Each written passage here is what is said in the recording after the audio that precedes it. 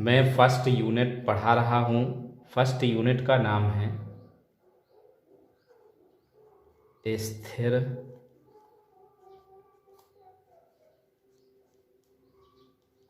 वैद्युत की। स्थिर वैद्युत की, जिसको इंग्लिश में इलेक्ट्रोस्टैटिक्स के नाम से जानते हैं। इस फर्स्ट यूनिट में चैप्टर नंबर 1 और 2 आते हैं। इसमें इलेक्ट्रो का मीन्स होता है चार्ज और स्टैटिक्स का मीन्स होता है एट रेस्ट, अर्थात आवेश रुका रहेगा। थैल्स ऑफ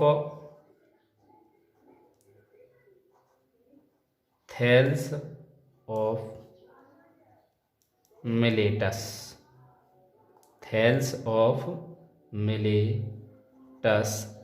नामक वैज्ञानिक ने आवेश के बारे में बताया।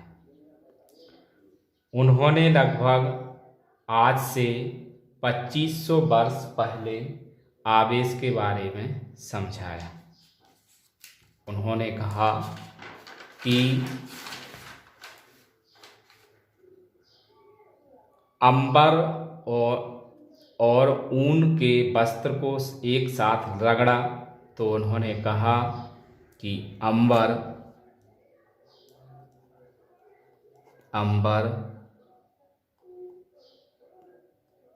विद्युतमय अर्थात आवेशित हो जाता है। विद्युतमय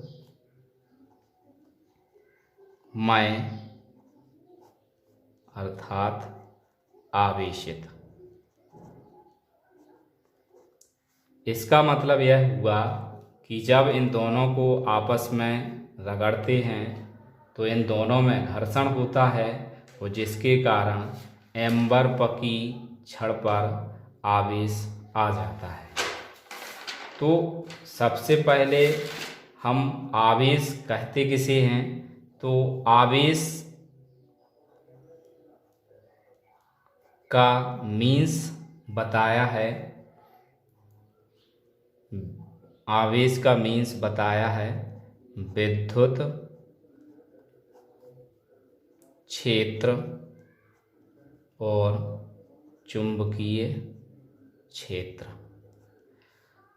मतलब आवेश के कारण विद्युत क्षेत्र और चुंबकीय क्षेत्र उत्पन्न होते हैं और उसके प्रभाव के बारे में बताता है।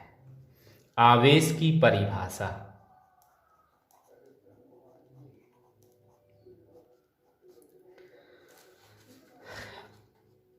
आवेश किसी वस्तु का वह मूलभूत गुणधर्म है जिसके कारण वह वैद्युत व चुंबकीय क्षेत्र उत्पन्न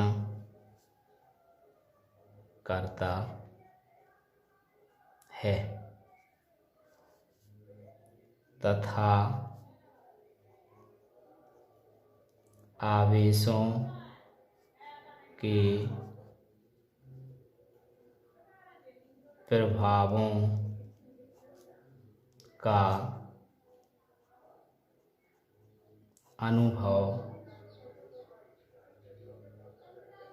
कराता है।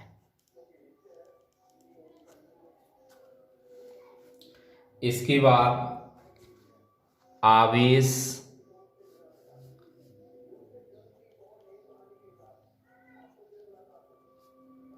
की संकल्पना, आवेश की संकल्पना। जैसे आप जानते हैं कि सोडियम का परमाणु क्रमांक 11 होता है और इसका इलेक्ट्रॉनिक विन्यास 2 8 1 होता है, अर्थात इसमें इलेक्ट्रॉन 11 होते हैं और प्रोटॉन भी 11 होते हैं। जब यह अपना एक इलेक्ट्रॉन दान कर देता है तो इसमें इलेक्ट्रॉन 10 रहते हैं और प्रोटॉन ज्यों के त्यों 11 बने रहते हैं। तब सोडियम इलेक्ट्रॉन का दान करता है तो उस पर प्लस आवेश आ जाता है, अर्थात यदि किसी वस्तु में इलेक्ट्रॉन की हानि, अर्थात वह इलेक्ट्रॉन का दान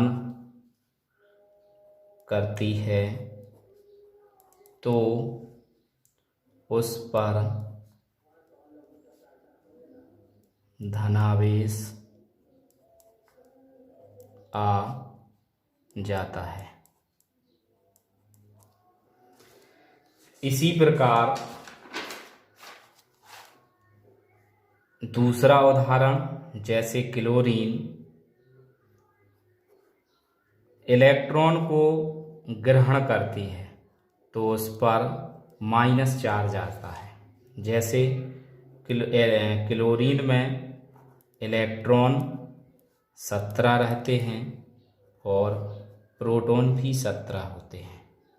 जब यह एक इलेक्ट्रॉन को ग्रहण करती है तो इसमें इलेक्ट्रॉन हो जाते हैं 18 और प्रोटॉन ज्यों के त्यों रहते हैं 17। इससे यह सिद्ध हुआ कि यदि किसी वस्तु में इलेक्ट्रॉन को यदि किसी वस्तु में इलेक्ट्रॉन की वृद्धि, अर्थात इलेक्ट्रॉन ग्रहण करता है तो उस पर ऋणावेश आ जाता है। अब इसका आप स्क्रीनशॉट ले लीजिए। अब हम आगे बढ़ते हैं।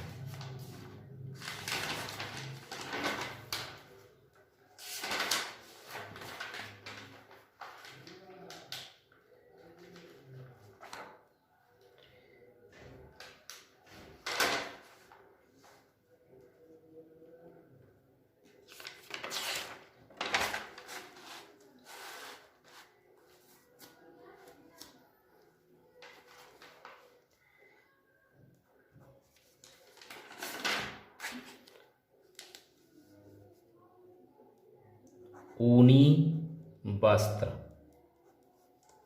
और कांच की छड़, जब इन दोनों को आपस में रगड़ा तो इनमें घर्षण के कारण आवेश उत्पन्न होता है। इसी प्रकार बिल्ली बिल्ली की खाल और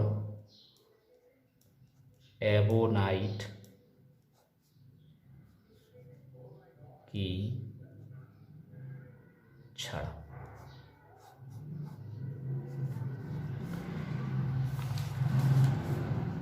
इनको आपस में रगड़ा तो जब कांच की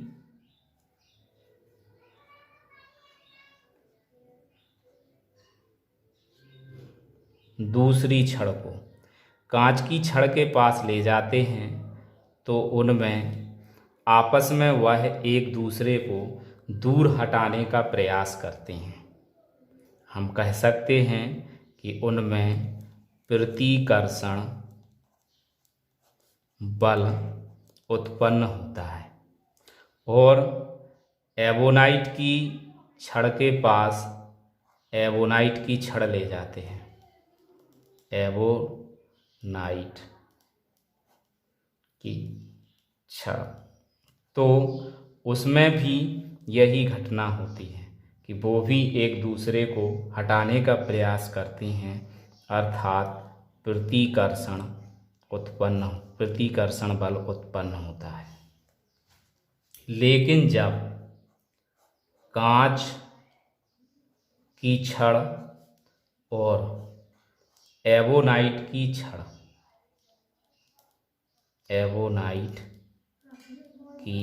छड़ को पास में ले गए तो वह एक दूसरे को खींचने का प्रयास करती हैं, अतः इनमें आकर्षण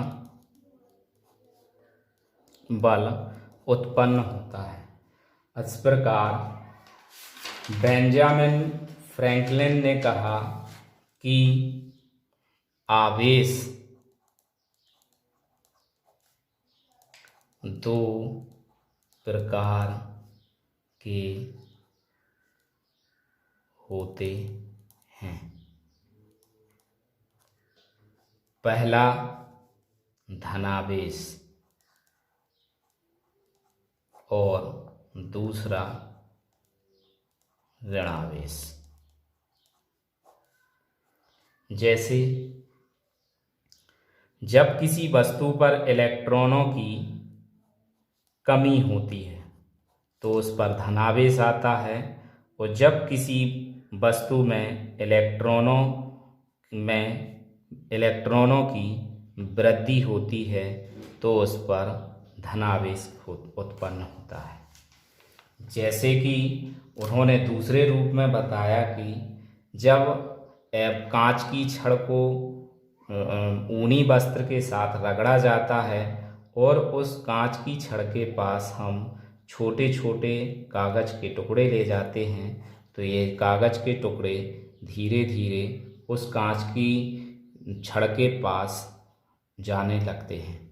इसी प्रकार हम ये कह सकते हैं कि जब कांच की छड़ को और ऊन वस्त्र को या बिल्ली की खाल को और एबोनाइट की छड़ को आपस में रगड़ते हैं तो उनमें आवेश उत्पन्न होता है।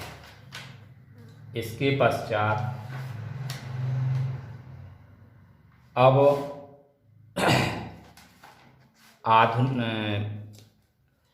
आधुनिक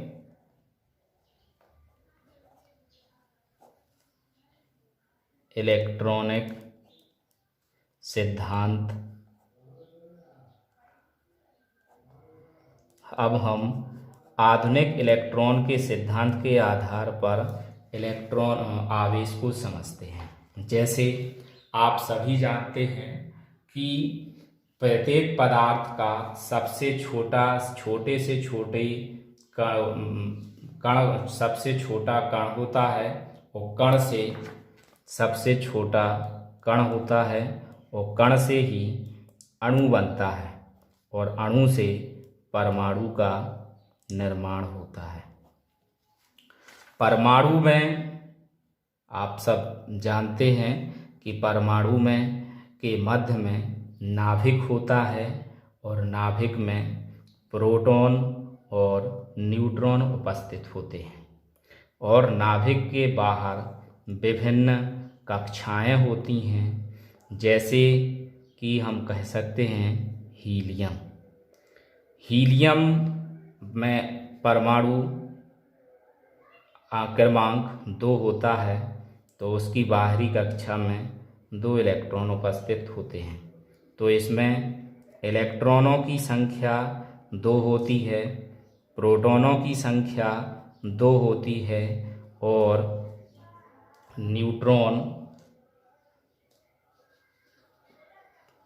इलेक्ट्रॉनों की संख्या 2, प्रोटॉनों की संख्या 2 होती है। तो इलेक्ट्रॉन पर ऋणावेश होता है और प्रोटॉन पर धन आवेश होता है। इलेक्ट्रॉन पर 1.6 × 10⁻⁻19 कूलाम का आवेश होता है और प्रोटॉन पर भी 1.6 × 10⁻⁻19 कूलाम आवेश होता है, जबकि न्यूट्रॉन उदासीन होता है, अर्थात उस पर कोई आवेश उपस्थित नहीं होता है। तो अब कोई भी वस्तु है, जब उसमें जितने इलेक्ट्रॉन हों उतने ही प्रोटॉन होते हैं, तो वह वस्तु विद्युत उदासीन कहलाती है। जैसे इलेक्ट्रॉन 2 और प्रोटॉन भी 2 हैं, तो इलेक्ट्रॉन -2 और प्रोटॉन +2। तो इस प्रकार आप देख सकते हैं कि परिणामी शून्य प्राप्त होता है। तो हम कह सकते हैं कि प्रत्येक वस्तु विद्युत उदासीन होती है। इसके बाद अब हम आगे बढ़ते हैं आवेशों के गुण। अगली हेडिंग है आपकी आवेशों के गुण। आवेशों के गुण में पहला पॉइंट,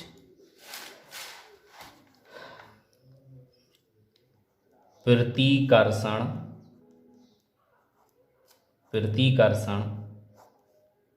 बल तथा आकर्षण बल। जैसे कि हमने अभी आवेशों के बारे में पढ़ा, माइनस और प्लस आवेश। आवेश 2 प्रकार के होते हैं, धनावेश और ऋणावेश। तो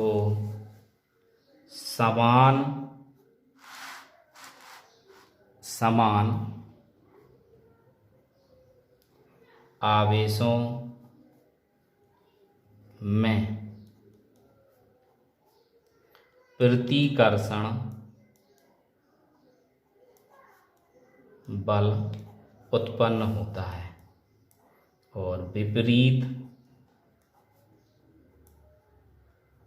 आवेशों में आकर्षण।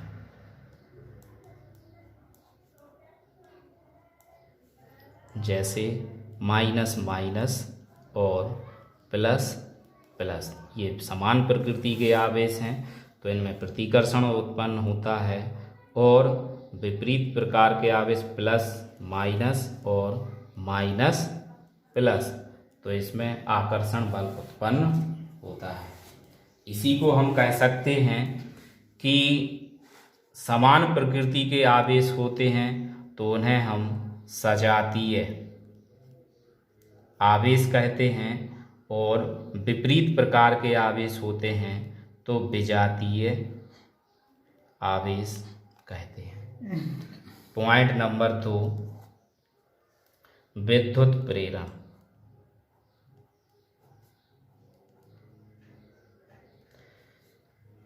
विद्युत प्रेरण जैसे कि एक वस्तु ली जिस पर प्लस प्लस आवेश है और दूसरी वस्तु ली जिस पर आपका जो वस्तु विद्युत उदासीन है। जब इन दोनों छड़ों को पास पास में लाते हैं तो हम देखते हैं कि दूसरी जो विद्युत उदासीन छड़ होती है तो उसके प्लस वाली छड़ के पास माइनस वाले आवेश आ जाते हैं और प्लस आवेश उसकी विपरीत दिशा में चले जाते हैं। इस प्रकार हम कह सकते हैं कि जब किसी वस्तु को आवेशित वस्तु को दूसरी उदासीन वस्तु के पास ले जाते हैं तो उसमें विद्युत प्रेरण उत्पन्न हो जाता है। तीसरा पॉइंट है आपका ये आवेशों के योग का गुण। योग के गुण में आप समझ सकते हैं कि जैसे एक Q आवेश है और दूसरा 2Q आवेश है तो उसमें आपके आवेश 3Q हो जाते हैं। इस प्रकार हम कह सकते हैं कि आवेशों में बीजगणितीय योग भी पाया जाता है। पॉइंट नंबर 4, आवेश संरक्षण का नियम। आवेश संरक्षण का नियम। आवेश संरक्षण का नियम ऊर्जा संरक्षण के नियम के अनुसार ही है। जैसे आप सभी जानते हैं कि ऊर्जा ना तो उत्पन्न की जा सकती है और ना ही नष्ट की जा सकती है। इसी प्रकार हम किसी वस्तु से आवेश को नष्ट नहीं कर सकते हैं। जैसे आप जानते हैं कि हम अपने सूखे बालों पर कंघी को कभी भी करते हैं तो कंघी पर आवेश उत्पन्न हो जाता है और बाल उसकी तरफ आकर्षित होने लगते हैं। और कंघी से ये स्पष्ट होता है कि जितने आवेश कंघी पर होते हैं उतने ही आवेश हमारे बालों पर उत्पन्न हो जाते हैं। इसी प्रकार कांच की छड़ और रेशम का कपड़ा दोनों को रगड़ने से पहले जितना आवेश आपका कांच की छड़ पर होता है उतना ही रेशम के कपड़े पर भी होता है। और दोनों को रगड़ने के पश्चात भी देखते हैं कि जितने आवेश कांच की छड़ पर होते हैं उतने ही आवेश रेशम के कपड़े पर होते हैं। इससे यह सिद्ध होता है कि कोई भी वस्तु अपने आवेश संरक्षण के नियमों का पालन करती है, अर्थात उसमें हमेशा आवेश संरक्षित होता है। पॉइंट नंबर 5, द्रव्यमान पर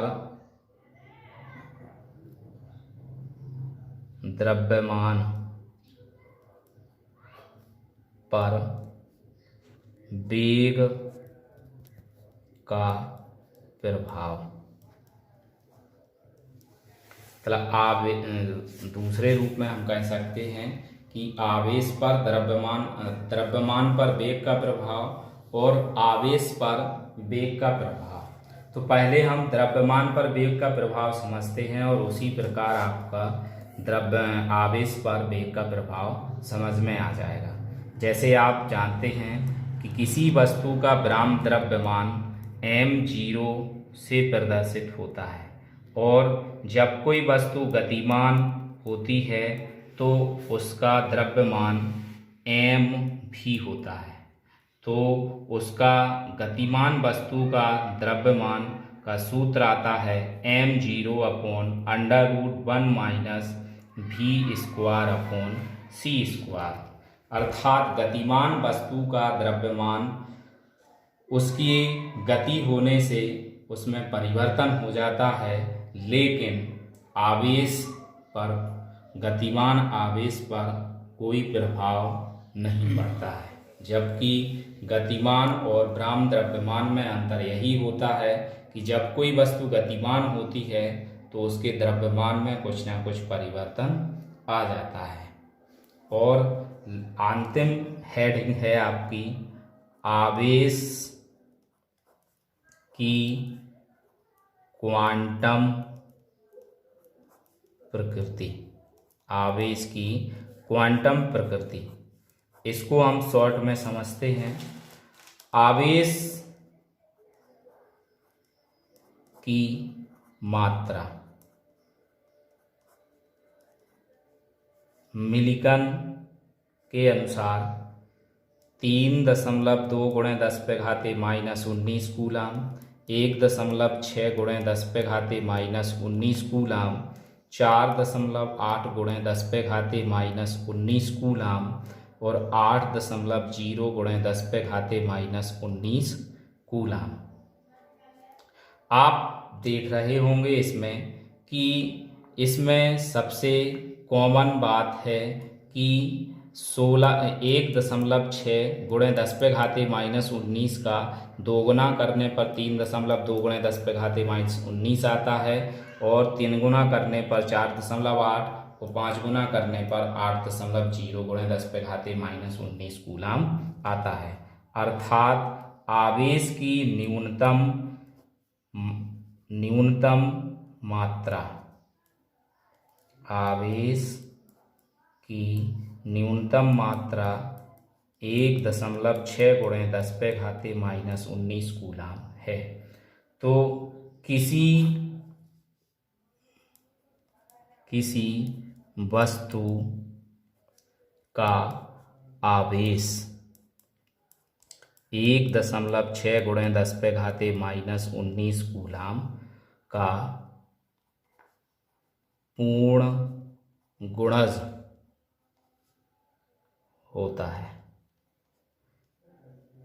अतः Q बराबर 1 मल्टीपल E, Q बराबर 2 मल्टीपल E, Q बराबर 3 मल्टीपल E, इसी प्रकार डॉट डॉट डॉट डॉट और Q बराबर N मल्टीपल E, अर्थात N बराबर 1 2 3 डॉट डॉट डॉट। आपको यह सूत्र प्राप्त हो गया Q बराबर Ne। तो किसी भी वस्तु पर आवेश Q बराबर Ne होता है, जहाँ N बराबर 1 2 3 और E का मान होता है 1.6 × 10⁻⁻19 कूलाम। आज की क्लास के लिए बस इतना ही। धन्यवाद।